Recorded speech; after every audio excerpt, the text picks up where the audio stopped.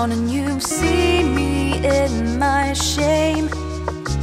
You may not know the times I've been married or even know my name, but forget about all of those things. They don't matter now. You've got to come and see this man somehow. You see, I'm not one to jump to conclusions. This feeling is different, I know. I once lived in